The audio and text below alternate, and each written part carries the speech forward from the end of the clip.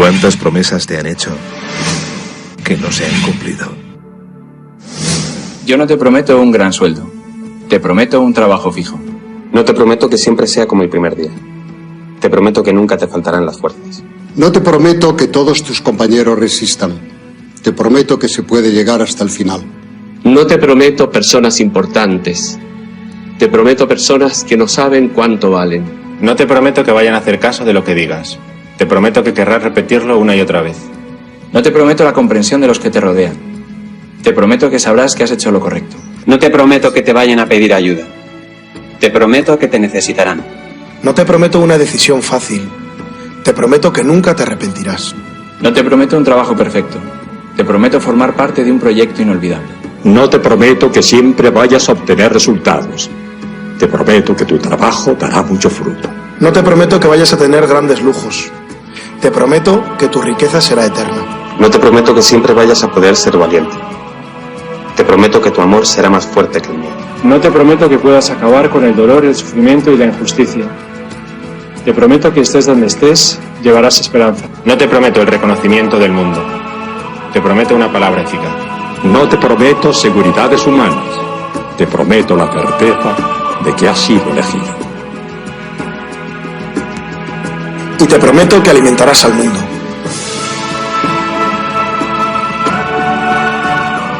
Unirás corazones. Acompañarás a los que sufren. Confirmarás a los que quieren ser fuertes. Experimentarás con ellos la verdadera alegría. Sumergirás a los hombres en la verdad. Y serás sacerdote, testigo de Jesucristo.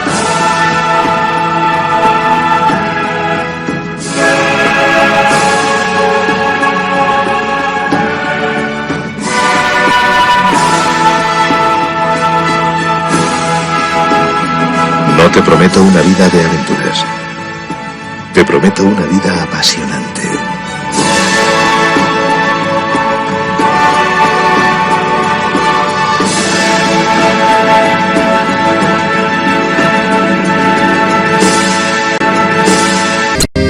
Jesucristo, Señor de la historia, que estuviste, estás y estarás. Sos presencia, esperanza y memoria. Sos el Dios de la vida hecho paz. Sos el mismo Jesús que estuviste junto al lago de Genesaret, y ante el hambre del pueblo exigiste, denle ustedes por Dios de comer. Quédate con nosotros, Jesús, que da miedo tanta oscuridad.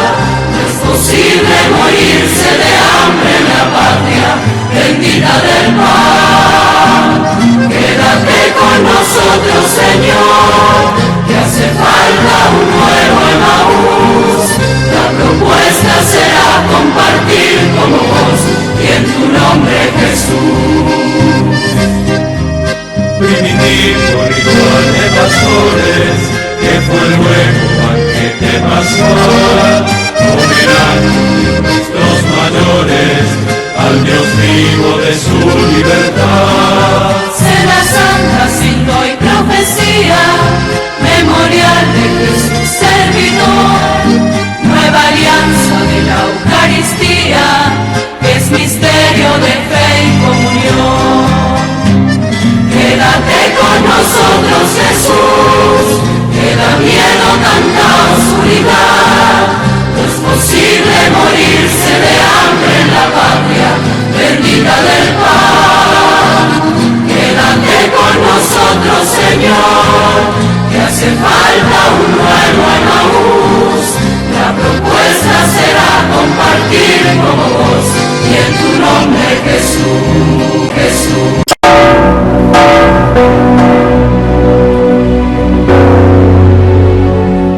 Este mes quiero contarles una historia que es un reflejo de la iglesia de hoy. Es la historia de un testimonio de fe poco conocido. Visitando un campo de refugiados en Lesbos, un hombre me dijo: Padre, yo soy musulmán, mujer era cristiana. Llegaron los terroristas a nuestro país, nos miraron y nos preguntaron nuestra religión. Vieron a mi mujer con el crucifijo y le dijeron que lo tirara al suelo. Ella no lo hizo y la degollaron delante de mí. Histórico. Sé que él no tenía rencor. Se centraba en el ejemplo de amor de su mujer. Un amor a Cristo que la llevó a aceptar y ser leal hasta la muerte. Hermanos, hermanas, siempre habrá mártires entre nosotros. Es la señal de que vamos por el camino correcto. Una persona que sabe me decía que hay más mártires hoy que al inicio del cristianismo. El coraje de los mártires, el testimonio de los mártires es una bendición para todos. Oremos para que quienes en diversas partes del mundo arriesgan su vida por el Evangelio contagien a la Iglesia su valentía, su impulso misionero.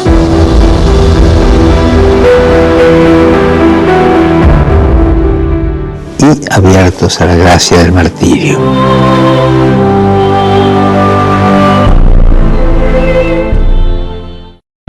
He sabido algo que me preocupa profundamente. Comprendo que lo guía una buena intención, pero me veo en la necesidad de llamarle la atención. Don Silvestre me mandó llamar para darme una queja. Se trata de que en las primeras lecciones del catecismo les ha metido usted en la cabeza a los niños ciertas ideas que considero altamente perjudiciales. ¿Cómo cuáles, padre? Pues les ha dicho a los chicos que hagan ver a sus padres que el esfuerzo de su trabajo debe estar en proporción al salario. Ah, eso sí. Que si cobran más que trabajan, que cobren menos. Pero que si trabajan más que cobran, pues que cobren más. Y usted sabe que esas teorías ya han empezado a armar líos y que varios obreros se han presentado a don Silvestre pidiéndole aumento en el salario. Ah, pues qué bueno. Bueno, ¿por qué? Pero recuerde usted que se ha de procurar que las riquezas no se acumulen en manos de los ricos y que se repartan entre los trabajadores. Pero eso es comunismo. No, doña Sara. Esa es la encíclica de su santidad Pío XI. Y su santidad Juan XXIII, en su encíclica, dice que los trabajadores deben ganar lo suficiente para tener un nivel de vida verdaderamente humano que les permita sacar adelante a su familia. Pero la forma en que usted lo enfoca puede traer problemas. Pues no lo creo, porque su santidad León XIII, allá por el año de 1891, ya lo decía en su encíclica, que el Estado debe ayudar a la clase proletaria, porque del trabajo y el esfuerzo del obrero salen las riquezas de los estados. Eso lo dijo hace un titipuchal de tiempo y no ha pasado nada. No, si es un error querer acabar con los ricos, hay que acabar primero con los pobres, padre. Eso no lo dice la encíclica. No, eso lo digo yo, porque acabando con la pobreza, pues habrá más equidad en el mundo.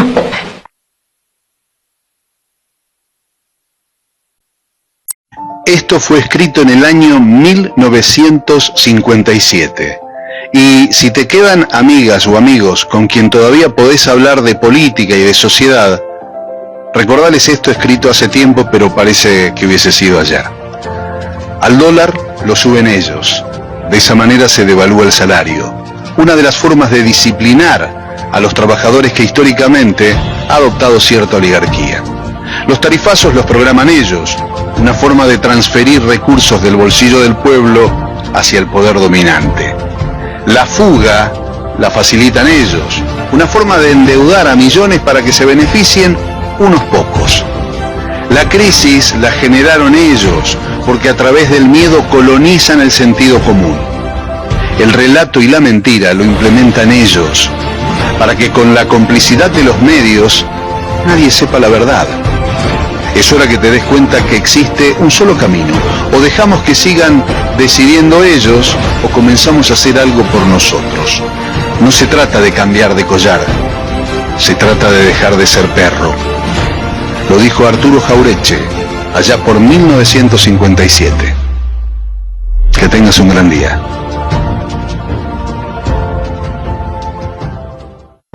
El peor analfabeto es el analfabeto político. No oye, no habla, no participa de los acontecimientos políticos. No sabe que el costo de la vida, el precio del poroto, del pan, de la harina, del vestido, del zapato y de los remedios dependen de decisiones políticas. enorgullece y ensancha el pecho diciendo que odia la política. No sabe que de su ignorancia política nace la prostituta, el menor abandonado y el peor de todos los bandidos, que es el político corrupto, mequetrefe y lacayo de las empresas nacionales y multinacionales. Indudablemente que el tiempo me ha hecho cambiar de opinión. Hoy creo que cometí un grave error.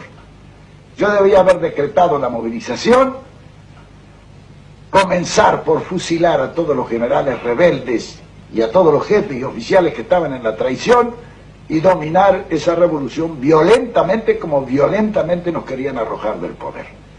Si en este momento tuviera que hacerlo, lo haría. Porque ahora sé lo que entonces no sabía, que esa gente llegó para hacer el más grave daño que se le pudo haber hecho al país. Yo nunca pensé que pudieran haber argentinos tan poco patriotas que podrían haber conducido el país a donde lo han conducido.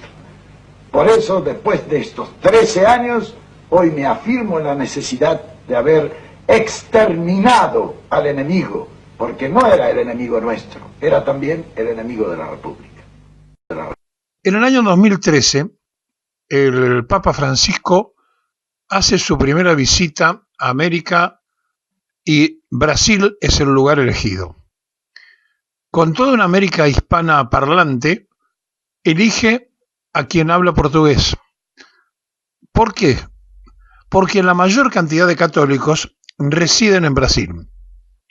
Brasil, con libertad de culto, tiene todas las manifestaciones religiosas que usted se pueda imaginar, que van desde las cosas vinculadas a la macumba, pasando por el espiritismo, entrando en el mundo cerrado de las distintas variantes evangélicas, para llegar también al catolicismo como la máxima expresión del continente americano de fieles católicos.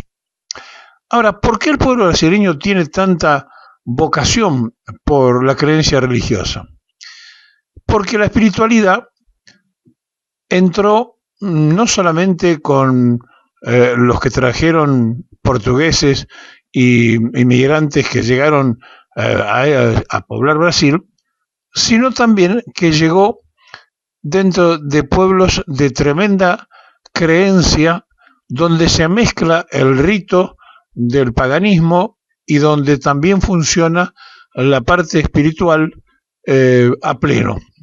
Brasil es un pueblo que tiene una tremenda dedicación a creer en algo superior que algunos llaman espíritu, otros llaman alma, otros le ponen diversos nombres, pero que finalmente aceptan de que el ser humano está compuesto de materia y otra cosa más con el nombre que usted le quiera agregar. Bien, esta disquisición del pueblo lo llevó también a tener distintas vertientes de la fe. Y Brasil se transformó con el tiempo en exportador, entre comillas esto de exportador, de tendencias evangélicas vinculadas a negocios no muy santos que alguna vez habría que investigar a fondo. Pero ese es otro tema y para otro programa. Cuando empezaron a actuar estos sectores en la política, los sectores evangélicos colocaron hasta un vicepresidente de la República y llegaron a tener una tremenda influencia en el país vecino.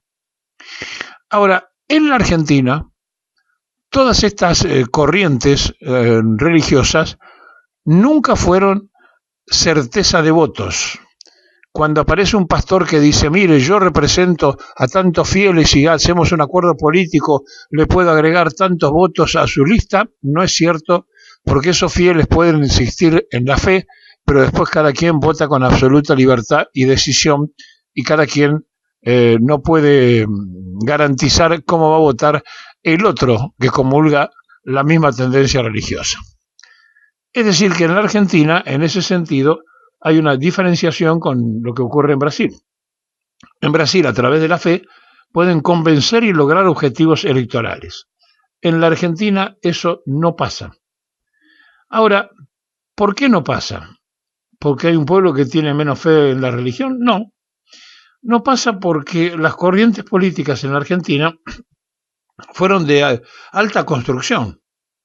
El conservadurismo duró mucho tiempo, el radicalismo duró mucho tiempo, el peronismo duró mucho tiempo. Es decir, se conformaron grupos de distintas ideologías que duraron y perduraron en el tiempo.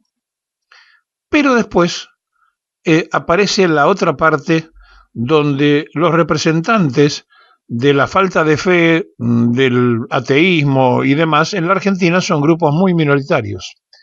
En el Brasil, incluso quienes profesan religiones de izquierda se aferran a ritos que algunos llaman religiosos, otros dicen que pertenecen a otras formas de hacer expresiones, pero lo cierto es que todos tienen alguna conexión con el otro mundo, el mundo espiritual.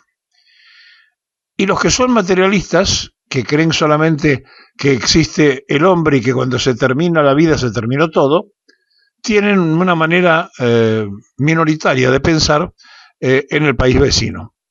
En la Argentina, los sectores que se consideran ateos o no creyentes son minoritarios, pero también los sectores que se dicen religiosos, pero que no profesan la religión, son cuantiosos. Es decir, cada uno se siente representado por un credo o una fe, lo declara cuando viene un censo y le preguntan, pero después si uno le pregunta si es activo, bueno, no, voy a la iglesia de vez en cuando, no, me reúno alguna vez para hacer una promesa. Es decir, no hay una continuidad religiosa que manifieste que esa mayoría que acepta en un censo decir que cree en determinada cosa, ejerza esa voluntad.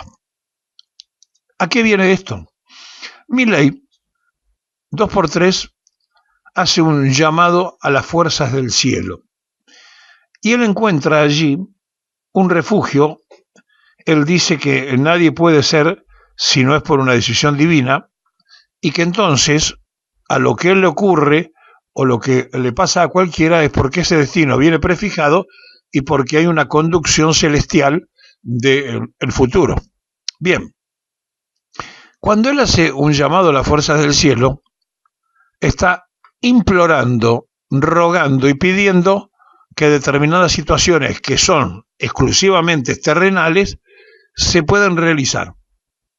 Entonces, se declara una persona de fe, pero cuando uno analiza su gobierno se da cuenta que es deshumanizador, que no le importa si hay gente que pasa hambre y los alimentos están en un depósito, que no les interesa si la gente pasa frío en situación de calle y la frazada no la reparten.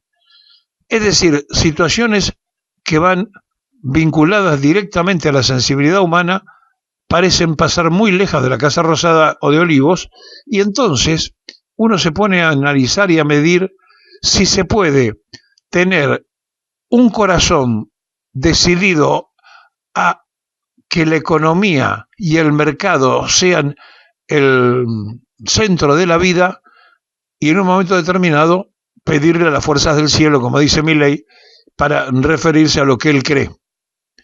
Y ahí entonces, cuando dice la fuerza del cielo, puede mezclar desde la Biblia al Talmud, pasando por cualquiera de las cosas que a él se le ocurra, para dar su demostración de fe bastante confusa en cuanto a dónde está alineado y en qué cosas profundas cree.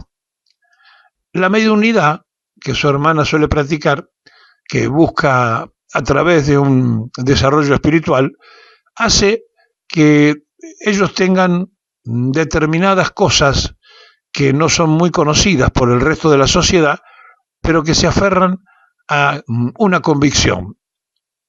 Están cumpliendo un mandato divino. Están convencidos de eso, están creyendo que las cosas pasan porque hay alguien que hace el ordenamiento de esas cosas y que cada cual es un mandante de esas disposiciones superiores. En esta idea de que esto es así, toma determinaciones. Y entonces se cree en serio, porque lo dice convencido, que él es un elegido del cielo para ser el primer libertario mundial que va a hacer determinada cosa, el primero que va a hacer tal otra. Es decir, él cree que es el elegido número 1 para hacer la tarea que supuestamente está intentando hacer en la Argentina. En el mientras tanto, alrededor de él, la insensibilidad es moneda corriente. Le importa muy poco el maltrato a la gente, el cambiar 60 funcionarios manoseándolos, le importa muy poco si la ministra cumple lo que tiene que cumplir y si los chicos comen salteado o comen todos los días. Entonces, esa dualidad, ¿cómo hacemos para poderla interpretar y analizar en alguien que dice referenciarse en los mandatos del cielo y parece ser que es un cielo que le ordena a un principal empleado público que eche a sus colegas, porque lo primero que hizo fue echar a los empleados públicos? Él, que vive del sueldo que pagamos todos los argentinos y que cuando estábamos distraídos pretendió aumentárselo, pero fue descubierto y le dijeron piedra libre, y a partir de allí quedó casi malhumorado porque no se pudo aumentar la renta, porque todavía debe estar pensando incluso que está mal pago por el tremendo sacrificio, esto entre comillas, que él considera que debe estar haciendo en servicio de todos nosotros. Bueno, suponemos que piensa eso, y suponemos que esa es su relación con las fuerzas superiores. Ahora, en lo terrenal no le sale nada.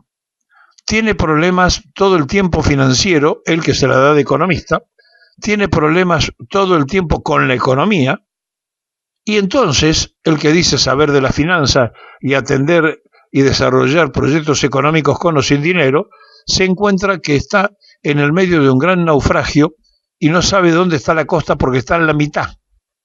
Si va para un lado o para el otro, pero tiene que ir a alguna de las dos orillas para encontrar la costa. Y entonces, como está en la mitad, rema y el bote da vuelta en redondo. No le encuentra la manija a la misma cosa que él creó. No le cierran los números, no le cierra la sonrisa del círculo rojo, el campo no le liquida, sino devalúa, etcétera, etcétera, etcétera. Es decir, no le sale nada de los sectores que él quiere beneficiar. Y entonces, cuando esto se transforma en moneda corriente, cuando él cree servir a los poderosos y los poderosos no lo toman en serio, sino que están viendo a ver cómo pueden especular, hacen que de pronto esos poderosos que leen la prensa extranjera hayan leído en las últimas horas lo que publica el Financial Times acerca de que se acabó el tiempo de Milei, que ya no hay más paciencia en el pueblo argentino, y que entonces esta observación que se hace desde quienes están manejando información de la timba financiera universal tiene que haber entrado en muchos lugares que todavía tenían la esperanza de ver qué maniobra puede hacer el libertario que los beneficiara o que le diera un favor más allá de las legislaciones que se sacaron en el Parlamento. La Argentina está en una tremenda confusión. Hay un debate muy grande porque nadie sabe bien en qué termina esto. Aquellos que dicen hay que ganar la calle lo declaman, pero no organizan esa presencia activista en la calle. Después terminan diciendo tiene que salir la CGT o tiene que salir un sector determinado que se sienta representado con algún sello, como si esto fuera imprescindible para iniciar una protesta. Recuerden ustedes que cuando empezaron a sonar las cacerolas en la Argentina, se empezó la indignación y el primer vecino que salió a tocar una cacerola en la esquina no esperó que lo convocaran, salió y tocó la cacerola. Bueno, esto es lo que a veces no podemos entender de un pueblo que se vive quejando y declamando, pero siempre está esperando que el otro salga y le dé el marco adecuado. Por eso, la encargada de demostrar de que esto cierra con represión, Carolina Serrano o Patricia Bullrich, como usted la quiera conocer, es la misma persona, la que antes gritaba abajo los milicos y ahora dice con los milicos vamos a todos lados. Bueno, la misma persona que fue cambiando de partido en partido, de personalidad en personalidad, es la que se encargó de meter presos y asustar a los primeros que protestaron en la vía pública. ¿Y quieren que le diga algo? Parece que resultó efectivo. porque no volvieron a salir, porque parece que el miedo lo pudo instalar. Entonces la pregunta que nos debemos hacer es si nosotros no somos un libro de queja abierto, de protesta nada más, o si de verdad hay una voluntad de cambiar un momento de entrega, un momento que va a costar horrores después recuperar de la soberanía que se va perdiendo, o si simplemente somos quejosos públicos y quedamos allí. Y depende mucho de lo que seamos capaces de hacer como pueblo, el destino y el futuro nuestro, porque a lo mejor nos quejamos nosotros los que nunca estuvimos de acuerdo con el proyecto Cachivache, pero vaya uno a saber si no tiene el Cachivache mucho más apoyo del que uno piensa.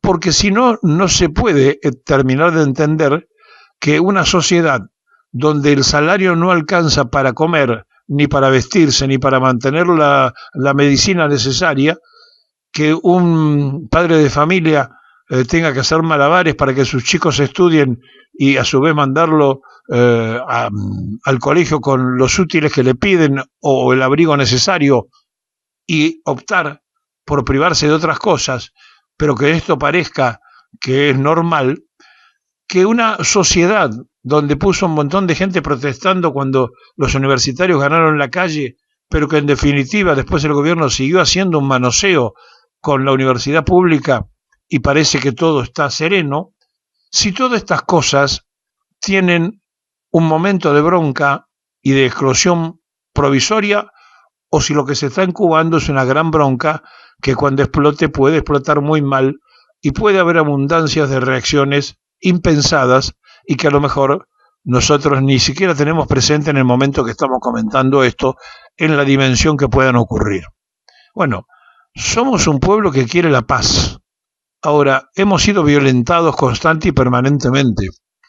Fuimos violentados cuando nos bombardearon, violentados cuando durante 18 años proscribieron a la gran parte del pueblo argentino para que se expresara, violentados cuando allanaron la casa de los peronistas, cuando fusilaron, violentados cada vez que proscribieron, que siempre le tocó el mismo sector, violentados cuando a los obreros en la Semana Trágica o en la Patagonia Rebelde o en los momentos del 2001 los reprimieron.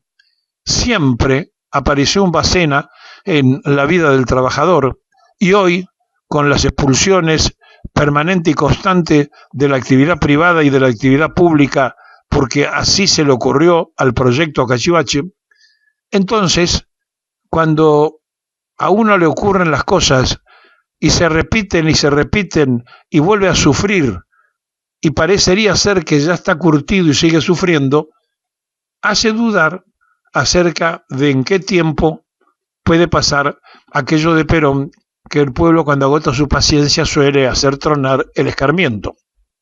Sí, eso puede pasar. A lo mejor en el 2001 hubo un pico de depresión de ese tipo, a lo mejor en el Cordobazo pasó algo parecido. Sí, puede ocurrir, pero si todavía no se agotó la paciencia y si todavía hay quienes creen en esto que está pasando, debe ser porque hay que repreguntarse entonces cómo se opone otra idea, otra construcción política, para que la gente pueda optar por algo diferente en un muestrario imaginario de una elección. Porque si no hay un cambio con el pueblo en la calle, tendrá que haber un cambio en las urnas. Y si no pasa esto, ninguna de estas dos cosas, es porque aceptamos la condena, es porque estamos felices, somos masoquistas y nos gusta sufrir. Y entonces no tenemos por qué quejarnos, porque es indudable que hay una parte de la sociedad que desea que esto que está pasando ocurra porque cree que está bien. Así que el debate está abierto. ¿De qué lado me pongo? ¿Qué cosa pienso? ¿Cuánto aguanto? ¿Cómo hago para oponerme organizadamente? Son preguntas que no le puede contestar un programa de radio. Cada uno de ustedes tiene que hacer el esfuerzo para preguntarse a sí mismo y contestarse como persona que es en forma individual, para que esa individualidad, ese yo interior, se transforme, como decía Perón, en el nosotros colectivo. Depende de cada uno de nosotros que operemos en conjunto como comunidad organizada, como comunidad. Ocurrió tuitear dos datos públicos que son la información que está en la declaración jurada del ministro de Economía, Luis Caputo, información que puede encontrar cualquier ser humano en la página de la Oficina Anticorrupción, y un tuit del ministro Caputo donde decía que ahora la gente va a tener que vender dólares para pagar impuestos y el peso va a ser la moneda fuerte. Y juntando esos dos datos públicos, vi una contradicción, que es que el ministro que te dice a vos que vas a tener que vender tus dólares para pagar la luz, él tiene toda su plata fuera en dólares y en cuentas en el exterior, y lo publiqué. No le gustó la publicación al ministro de Economía y me contestó con este tuit, muy agresivo, la verdad, pero bueno, se ve que es a tono de época, donde dice: mi plata me la gané trabajando en el sector privado rompiéndome el alma y la reporto como corresponde. No hago nada con mis ahorros porque si hago algo y sale bien, tipejos, me dijo, como vos, van a decir que gané porque tenía información. Quiero creer que como es especialista en números y no en letras, no sabe lo que significa la palabra tipejos, si no ya estamos en un lugar de agresiones que no corresponde, ministro. No pido a nadie que haga nada, solo explico lo que estamos haciendo para que la gente entienda y tome las decisiones que quiera, pero con mayor información. Dejé el sector privado para que ustedes no vuelvan nunca más en la vida a gobernar este país, para que el sector público deje de ser un negocio y pase a ser un servicio a la sociedad, y para que volvamos a ser el país que los argentinos de bien se merecen. Seguramente todo lo opuesto a lo que vos querés, me contesta. Varias cosas sobre esto. Yo me puse a partir de este tuit a revisar las dos declaraciones juradas que presentó el actual ministro. Una es la última que presentó como funcionario de Macri en 2018 y otra es la que presentó ahora. Y ya hay un dato que me llama mucho la atención. Hay varios datos que hacen que sea muy inverosímil.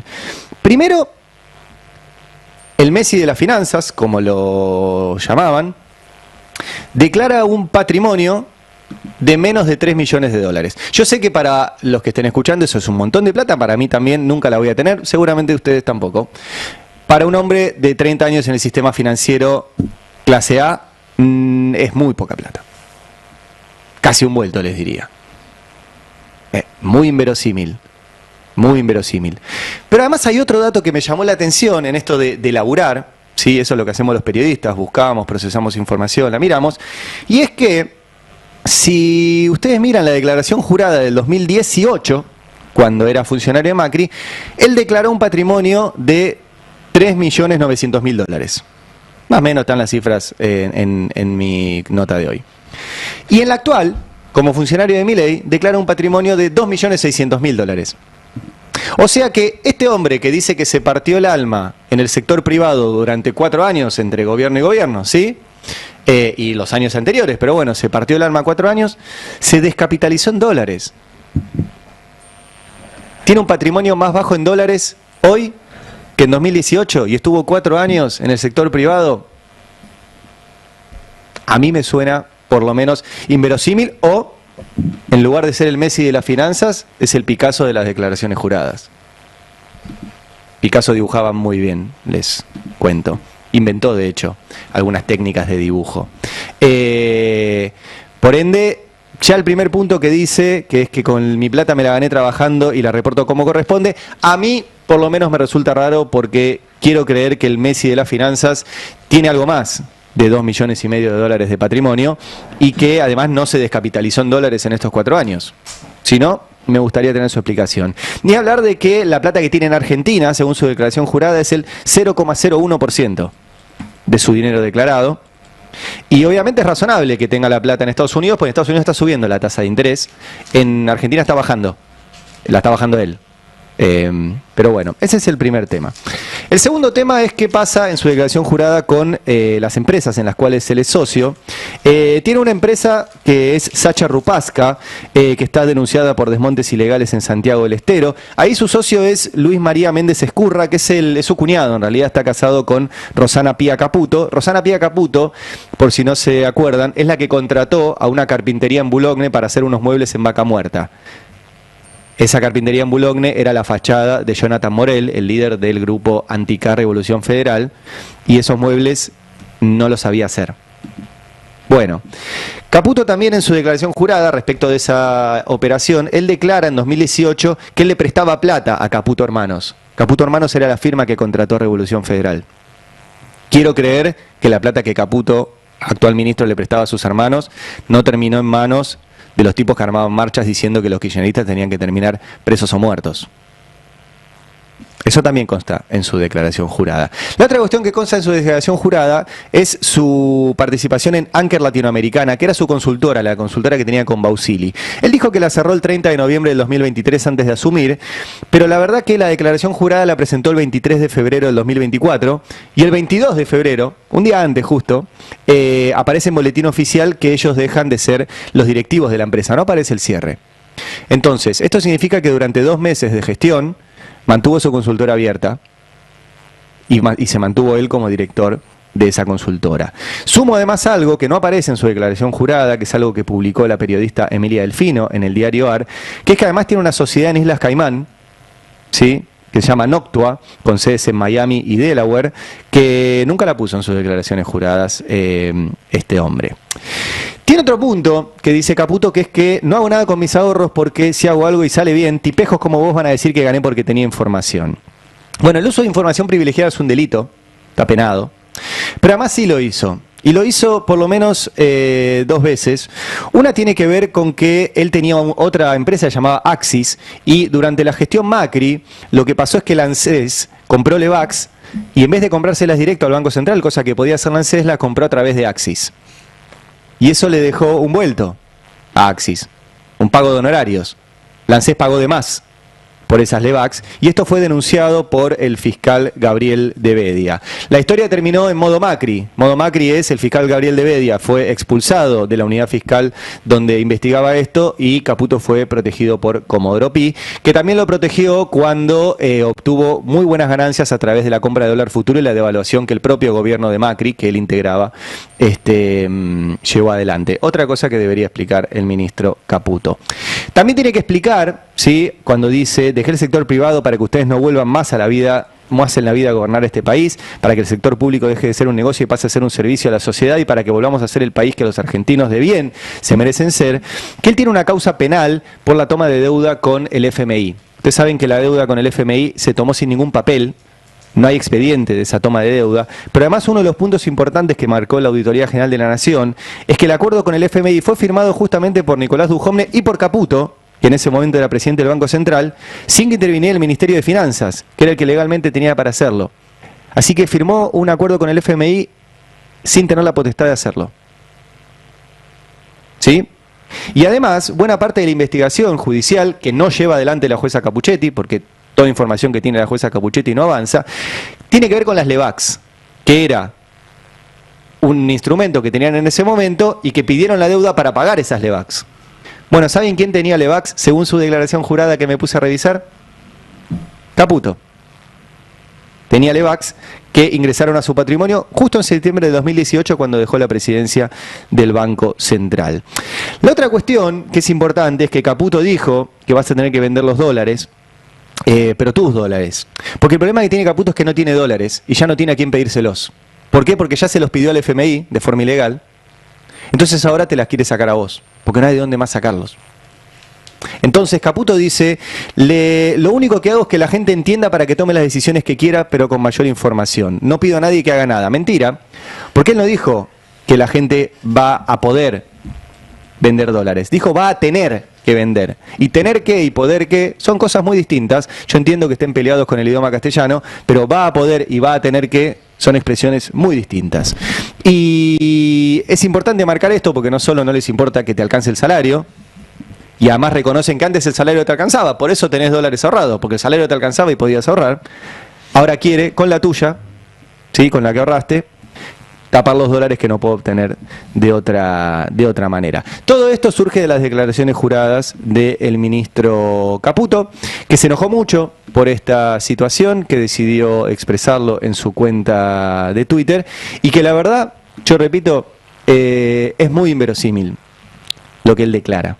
¿Sí? Ni hablar, habla un paréntesis, su sobrino, Santiago Caputo, que hoy además metió más de 100.000 millones de pesos para fondos reservados de la CIDE. O sea, no hay plata, pero hay plata para que los espías espíen, valga la redundancia, sin ningún tipo de control. Su sobrinito, Santiago Caputo, él no presenta su declaración jurada, porque dice que es un simple asesor. ¿Sí? Yo creo que debería aprender de su tío Luis, Santiaguito, que hizo de las declaraciones juradas un arte. Porque esto que presenta Caputo y que dice que reporta, es un arte. Que el Messi de las finanzas tenga menos de 3 millones de dólares de patrimonio y que se haya descapitalizado en dólares en 4 años en el sector privado, la verdad que es bastante inverosímil. Así que, ministro Caputo, cuando tenga interés, si quiere, lo invitamos aquí y hacemos una entrevista periodística y conversamos de este y un montón de temas. Tenemos un montón de preguntas para hacerle, pero siempre elige ir a lugares donde esté más cómodo y no le hagan estas preguntas. Bueno, nosotros hacemos periodismo y nos preguntamos si usted es el Messi de las finanzas o el Picasso de las declaraciones juradas. La situación económica de la Argentina, tanto a nivel financiero como a nivel productivo, ¿qué es lo que está pasando? ¿Qué es lo que nos dicen? ¿Qué es lo que nos mienten? Le vamos a dar la bienvenida para hablar sobre el tema al economista, docente de la Universidad de Buenos Aires, quien también además fue director nacional de programación macroeconómica en el Ministerio de Economía y Finanzas de la Nación. Él le gusta que lo presenten como economista de acá, y así lo vamos a hacer. El amigo Horacio Robelli, ¿cómo estás? Aquí te saluda Úrsula. Horacio. Querida Úrsula, muchas gracias por la comunicación. Saludos a vos y a todos los amigos de la Radiográfica. Bueno, muchas gracias. Bueno, hay varios temas, Horacio, que nos gustaría charlar con vos, pero quizás, si te parece, quiero empezar por la pata financiera. El gobierno ha dicho que tiene que haber emisión cero, sin embargo, esta semana salió a emitir dólares, tiene un problema con la brecha, con lo que llamamos el dólar paralelo. Nos gustaría poder entender qué es lo que está pasando en esa parte de la economía.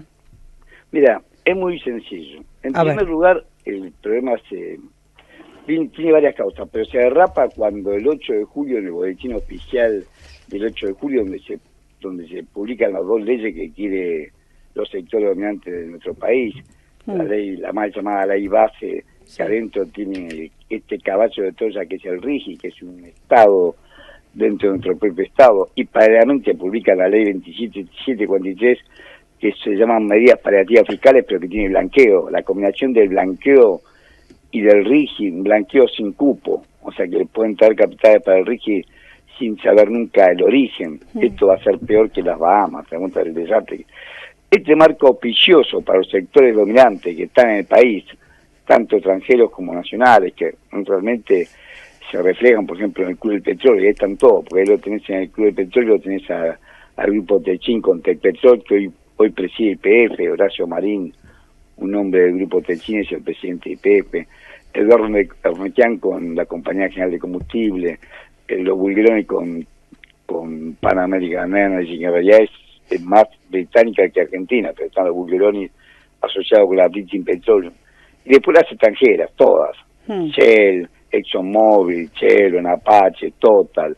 Una que se llama Visto Gas Oil, que Miguel Carulla aparece como presidente, pero son capitales financieros que Miguel Carulla los convenció de que inviertan plata ahí en Vaca Muerta y ahora con el RIGI. Bueno, todo este engendro, todos estos engendros que tienen que sacar todo para beneficio de ellos. Sin embargo, publicaron el presupuesto ese día, el 9 de julio, publicaron por un decreto de necesidad de urgencia, el decreto 594/24, repito, publicado en el boletín oficial del 8 de julio, y ahí demuestran que llevan el año con un déficit de 7 billones, con B larga, billones de pesos, 7.000 millones de dólares. Por supuesto, siempre Caputo dejó trascender que iban a hacer un nuevo acuerdo con el Fondo Monetario Internacional y que iban a venir fondos frescos. Se suponía que iban a venir esos 7.000 millones de dólares de déficit.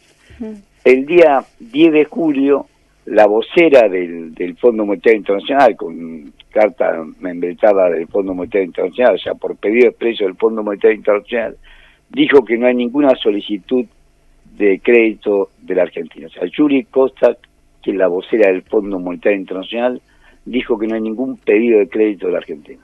Enseguida le preguntaron al día siguiente, ¿sí? Al día siguiente le preguntaron a Manuel Adorni, el vocero presidencial, quien en forma elíptica terminó reconociendo que no había ninguna tratativa de crédito. Entonces acá te están faltando 7.000 millones de dólares. Son 7 billones de pesos, pero son 7.000 millones de dólares que están faltando para cerrar el año. Y encima, como ellos sabían esto, fueron a buscar plata, pero lo hicieron tan torpemente que Vladimir Wernick, que es el vicepresidente del Banco Central y hombre del equipo, o sea, Santiago Bausili, Vladimir Wernick en el Banco Central, Pablo Queno, que es el secretario de Finanzas, y Luis Caputo, el ministro de Economía, hacen un tándem, trabajan en equipo. Pablo Wernick va en el mayor de los silencios, no lo había comunicado a Nueva York a pedir plata, a los fondos, y ahí le reconoció a los fondos, son grandes fondos de cobertura, fondos de cobertura son, por ejemplo, BlackRock, Pinco, Franklin Templeton, Gramercy, Fidelity, bancos, compañías de seguro, fondos de pensión.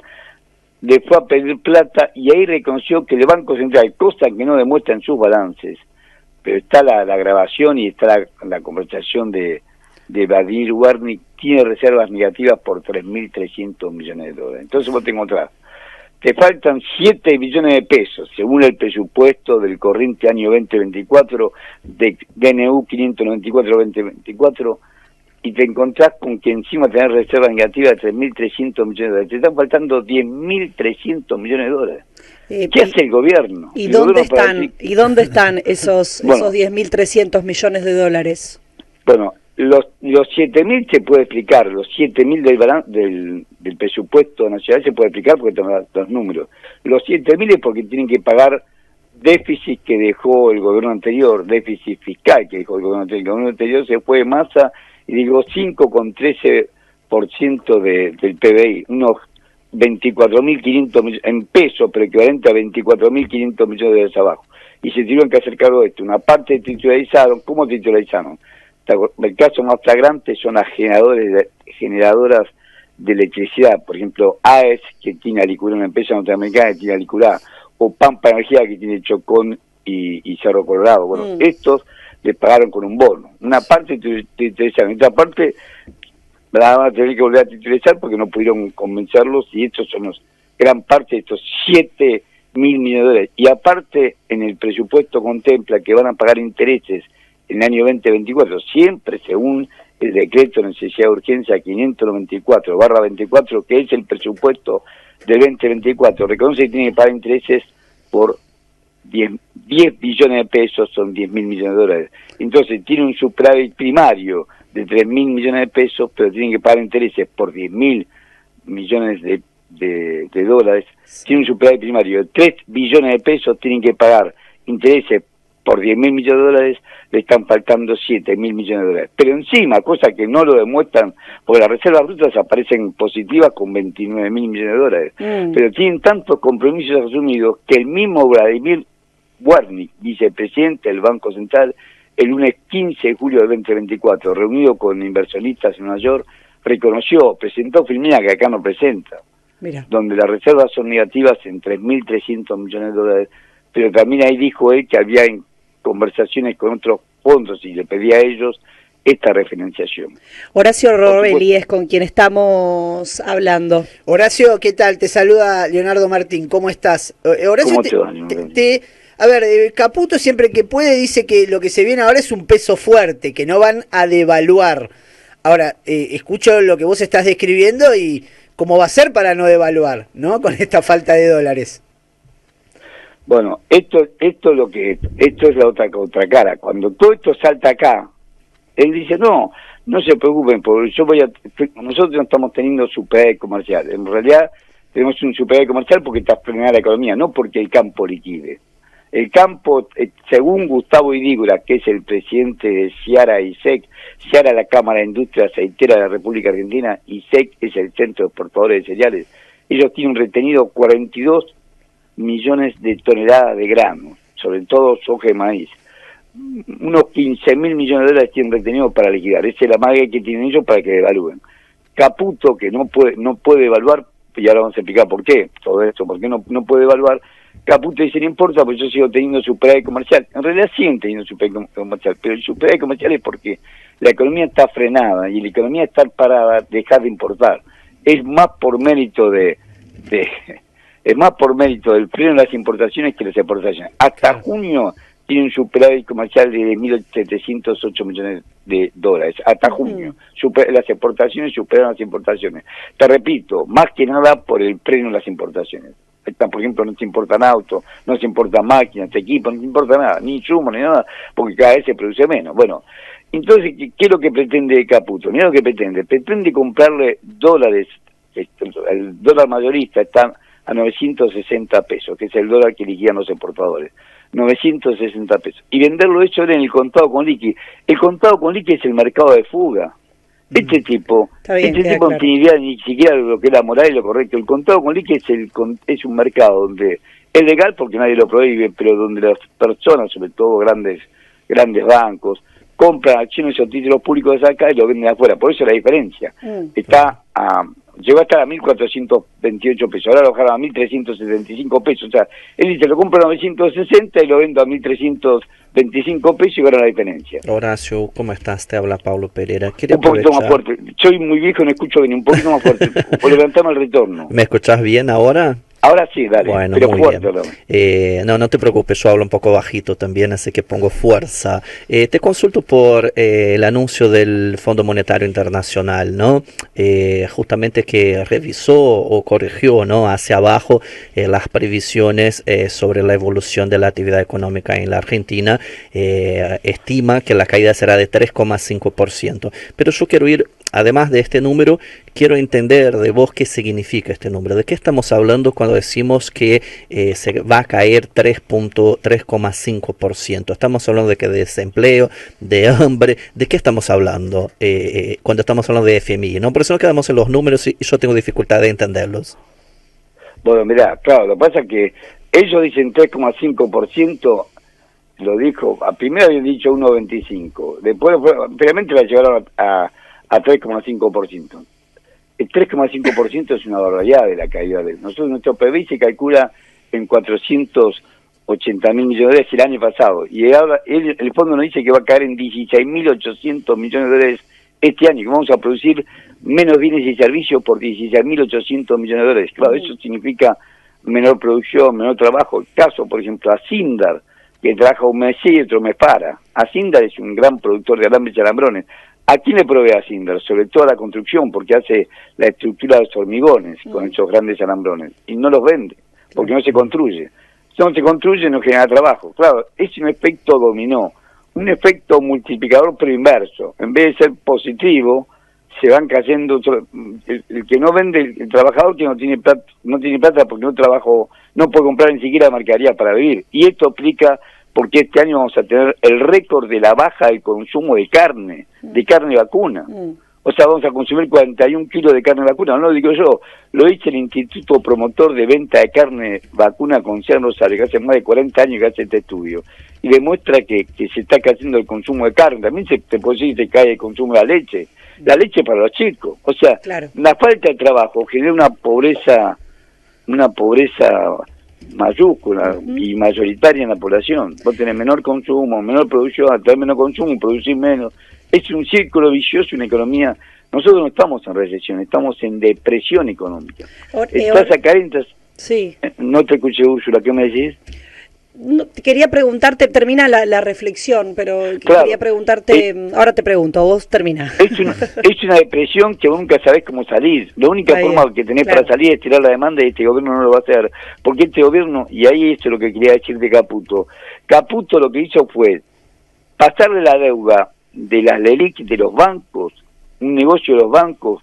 Ahí los bancos ganaron fortuna con solamente captar depósitos. Miguel Ángel Pese y todo el directorio del Banco Central tenía que estar procesados por lo menos por sospecha de cohecho.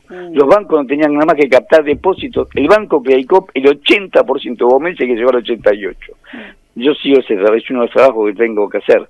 Me pagan para eso. Bueno, el 80% de los depósitos que recibía el Banco Macro es 72,4%, pero el 80% que recibía depósitos el Banco Credicop, vos escuchás hablar a Heller y parece Lenin en octubre del 2017. Es un parásito rentista como todos los banqueros. Captaban depósitos, bonitas sucursales en todo el país, se daban vueltas y se lo prestaban al Banco Central, y Miguel Pese le pagaba la diferencia. Él le pagaba, por ejemplo, 80% de un certificado de depósito, 80% anual, y el Banco Central le pagaba 100%. Ganaron fortuna sin hacer nada. Bueno, ahí generaron una bomba llamada bomba LELIC por equivalente a 50.100 millones de dólares en pesos, pero 50.100 millones de dólares. El dólar cuando se fueron estaba a 400 pesos, esto era más de 21 billones con B larga. Bueno, 50.100 millones de dólares, 50.100 millones de dólares fue lo que le dejaron. ¿Qué hizo este gobierno? Trasladó toda esta deuda pública. Todo lo que era un cáncer de capturado de los bancos. Los bancos no pueden quebrar, dicen. Entonces nos pasaron la deuda de los bancos a vos, a mí, a todos los que me están escuchando. Bien. Y nadie dice nada, porque son todos cómplices. ¿Qué va a decir el gobierno anterior si fue el que engendró este negocio? ¿Quién lo va a decir? ¿Alberto Fernández? ¿Sergio Massa? Nadie va a decir nada. Porque le están salvando la vida a ellos, tienen que ir todos a juicio. Por eso, ¿por qué? No por ellos, sino por los banqueros que negociaron esto, pero no por el Credicop solamente. Están todos los bancos, están los gritos del Banco Macro, están los botines del Banco Santander, está el Banco de Brasil, que es el Banco de Patagonia, está el HSBC, están todos los bancos en la misma. Bueno, salvando la vida de los bancos, le salvaron a estos corruptos funcionarios. Y me hago cargo de lo que digo, estos corruptos funcionarios que le permitieron este negocio, y ahora este gobierno con Caputo nos traslada a todos nosotros. ¿Por qué? Porque cuando uno ve quiénes son los dueños, por ejemplo, del banco, en el Banco Macro, el 14,4% tiene participación BlackRock. Y en el Banco Galicia, que es el banco de esa vieja oligarquía nuestra, esa que Sarmiento decía, esa oligarquía con hora bosta, ahí están Perico y Armando Brown de la Anónima, están los Ayerza, los Escazani, los Sanchorena, los Lador, todas las familias de la vieja oligarquía nuestra. El 18,8% tiene BlackRock. ¿Cómo consiguió BlackRock esa participación en Macro y en otras empresas? Estamos contando ahora del mundo financiero de Macro y del Banco Galicia, sin moverse en Nueva York. Larry Fink, que es el CEO de BlackRock, lo único que tiene que esperar que esos argentinos medios y medio ricos tienen de cuenta corriente en Nueva York, compraran acciones de Galicia y del Macro que cotizan en bolsa, compraban acciones de ellos en la bolsa de acá y la vendían en la bolsa de Nueva York. Horacio, compraban acá por $1 y la vendían allá por la mitad del dólar. No te escuché, Úrsula, ¿recordás? Estoy muy viejo, antes dijiste que ahora voy a explicar por qué Caputo no puede devaluar. Quería hacerte esa última pregunta respecto de ese panorama hacia adelante. Porque Caputo apenas llegaron al gobierno, Caputo devaluó el 12 de diciembre de un 100% y dijo, bueno, señores, ya tenemos un piso, no vamos a devaluar más, y ustedes van a poder venir a comprar títulos públicos. Generalmente todos los títulos públicos están ajustados por inflación. Por ejemplo, el bond SER, el SER es el coeficiente de estabilización de referencia y se conforma con el índice de precio al consumidor, con la inflación del INDEC, el índice de precio al consumidor del INDEC, con 45 días de atraso. Entonces ellos vinieron, por ejemplo, en enero y en febrero, y agarraron la inflación de diciembre 25,5%, enero 20,6%, febrero 13,2%, marzo 11%, abril 8,8%, ganaron fortuna. En el mundo le pagan una tasa del 3% anual en dólares, y ellos acá ganaron, porque como la devaluación va a un 2%, eso le llaman ellos crawling peg, ajuste de la inflación 2% mensual, y ellos ganaron estas terribles tasas inflacionarias, ganaron fortuna en pesos. Ahora se quieren ir, ¿y cuál es el problema? Que no hay dólares para venderlo. Caputo estaba convencido que iba a conseguir plata antes. Recordá que la última vez que él había sido presidente del Banco Central, y esta debe haber sido una de las pocas verdades que dijo Milei, recibió el primer tramo del Fondo Monetario Internacional de 15.000 millones de dólares y ahí le pagó a todo. Acá no hubo ese tramo, no le pudo pagar con plata del fondo, que el fondo no le dio porque ya sabe que va a hacer eso, y que nadie acá le pone ningún tipo de límite. Ellos por la Carta Constitutiva del Fondo, artículo 6, inciso A, no le pueden prestar a un país en fuga. Le prestaron a la Argentina de Macri, le prestaron 44.559 millones de dólares, pero primero 15.000 estaba Caputo como presidente del Banco Central y le pagó a todo. Él es un comisionista con todo eso lo que significa. Recibe comisión por hacer este servicio. No va a cobrar, y aparte lo van a pasar bajo la rueda de un camión, porque les hace perder plata, y estos muchachos no le gusta perder plata. Entonces, Horacio Robelli, claro, a estos muchachos no les gusta perder plata. Querido Horacio, te mandamos un fuerte abrazo, te agradecemos mucho estas reflexiones aquí en Radiográfica. Un fuerte abrazo, un fuerte abrazo. El pueblo trabajador se está cansando, el pueblo humilde se está cansando. Basta de bravatas y de amenazas. No vaya a ser que nos enojamos y nos tomemos la justicia por nuestras propias manos. Entonces ya será tarde para lamentaciones. Entonces van a conocer lo que es un pueblo de paz y de concordia a lo que es un pueblo que lucha con una mística y un ideal como sea Perón, que es la causa del pueblo.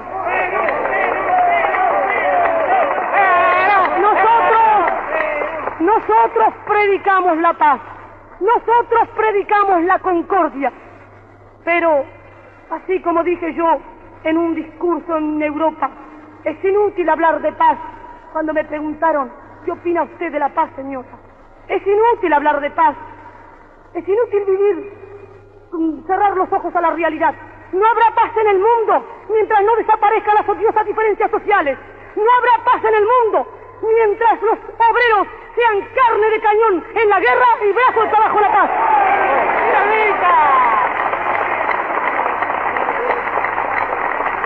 Y no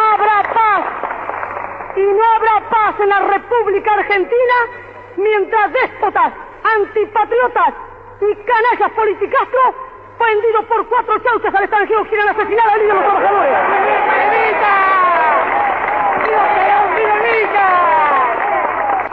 La consigna de la hora, estar alerta. Cada descamisado ha de ser una célula, pero una célula de la patria y no una célula del comunista que trabaja para Stalin. Nosotros no tenemos más banderas que la bandera azul y blanca. Nosotros no cantamos más himno que el nuestro y nosotros no victoriamos más general que el general Perón porque no necesitamos a nadie más victoriarlo. No debemos ir a la lucha de masa en este momento hasta que no se dé la orden. Pero cada descamisado, cualquiera que hable mal de Perón, debe romperle un botellazo en la cabeza o en la cabeza si es necesario. Pueblo que escucha, únete a la lucha. Pueblo que escucha, únete a la lucha. Pueblo que escucha, únete a la lucha. Pueblo que escucha, únete a la lucha. Pueblo que escucha, únete a la lucha. Pueblo que escucha, únete a la lucha. Pueblo que escucha, únete a la lucha. Pueblo unido, nunca vencido. Pueblo unido, nunca vencido. Y luche, luche, luche, no deje de luchar. Y luche, luche, luche, no deje de luchar. Por un canto de obrero, obrero y popular. Y luche, luche, luche, no deje de luchar. Pobre el pobre que no luche, siempre callado nomás. Le han de robar su guitarra, nunca más ha de cantar. Y luche, luche, luche, no deje de luchar. Y luche, luche, luche, no deje de luchar. Por un canto de obrero, obrero y popular. Y luche, luche, luche, no deje de luchar. Pueblo que escucha, únete. ¿Qué cosas tiene mi pueblo que no las puedo callar? Cualquiera viene y le ofende y él calladito nomás. Pero guarda al que trampea, pero guarda al que le miente, porque mi pueblo no es tonto, porque mi pueblo es valiente, porque mi pueblo algún día cuando la sangre reviente habrá de salir cantando con un fusil en la frente. Y entonces no habrá más niños durmiendo bajo los puentes, ni obreros, ni campesinos. Siempre